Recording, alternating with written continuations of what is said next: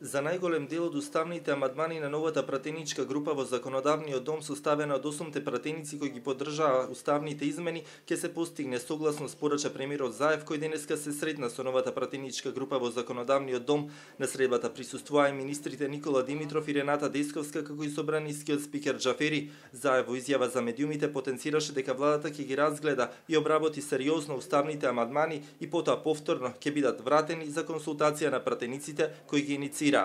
Продолжуваме со консултациите, овие денови буквално ќе се работи максимално на тоа да се состават самите текстови на нацрт амандманите. Мене ми е драго што покрај парламентарното мнозинство и овој дел од опозицијата е целосно свесен за тој аспект. Впрочем, ќе ја разреши дури и дилемата дали е во суштина загрозен или не националниот идентитет. Немаме проблем со ова прашање, така да верувам ќе ги изнајдеме најдобрите механизми да тоа го преточиме во текстови кои што би биле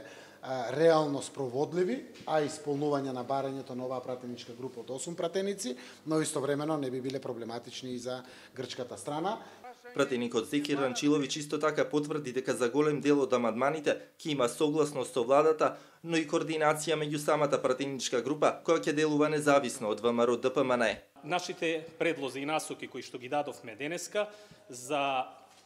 правење на нацрт уставните амандмани од страна на владата, значи во најголем дел се прифатливи за владата, но тие ќе ги разгледаат и се во понатамошниот период ќе ги инкорпорираат во нацрт амандманите, при што уште еднаш договорено да бидат доставени до нас, за ние да ги разгледаме и да видиме дали истите се во рамките на она што